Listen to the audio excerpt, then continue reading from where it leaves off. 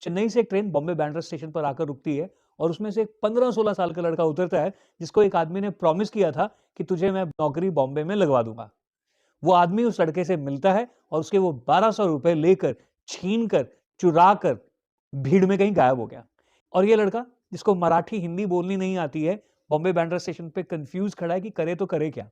वहीं पर एक आदमी को रियलाइज हुआ कि जो बच्चा है इसके साथ कुछ गलत हो गया। उसने पास के ही मंदिर में जाकर लोगों से थोड़े से पैसे की हेल्प मांगी कि इस लड़के को वापस इसके गांव चेन्नई भेज देते हैं। लेकिन उस लड़के के इरादे कुछ और थे। वो रेलवे स्टेशन के बाहर खड़ा होके उसने स्टेशन को बड़े गौर से, बड़े ध्यान से एक बार फिर से देखा और अंदर ही अंदर ये कसम खाई कि जिसने मेरा ऐसा वेलकम किया है, उस शहर में मैं कुछ ना कुछ बड़ा ज़रूर करके ही वापस लौटने वाला हूँ। I am not going to go back as a failure, as a quitter. I am going to do something much more than what I came for. अब उस लड़के के पास एक ही ऑप्शन थी कि इधर-उधर छोटे-मोटे काम करता। छोटे-मोटे काम करने के बाद उसने थोड़े बहुत पैसे जो बचाए, वो भी कोई ना कोई चुरा लेता था। धीरे-धीरे पैसे जुटाकर उसने एक कार्ट खरीदी, हाथ रेडी, और उसे जो आता था, उसे जो पसंद था, वो जो कर सकता था, उसने वहाँ पर इडलियाँ बेचने का काम स्टार्ट किया।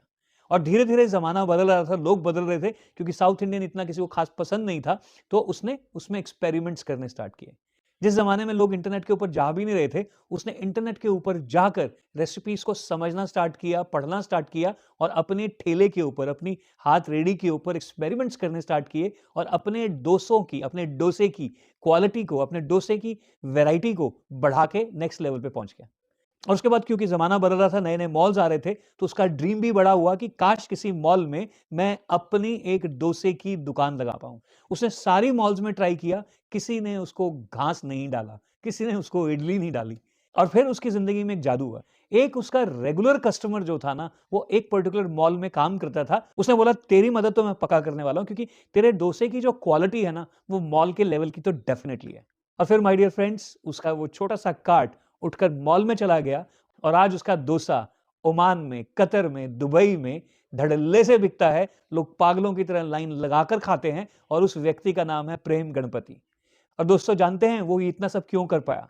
क्योंकि जब वो गिरा था ना, तो ज़मीन पे गिरा था, उसके पास सिर्फ़ और सिर्फ़ एक चॉइस थी और वो थी सिर्फ़ और सिर्फ़ ऊपर उठने की। ज़िंदगी में कमाल वही लोग करते हैं जिनके पास फाइनली कुछ नहीं बचता है। Instead of giving up, they prefer to bounce back.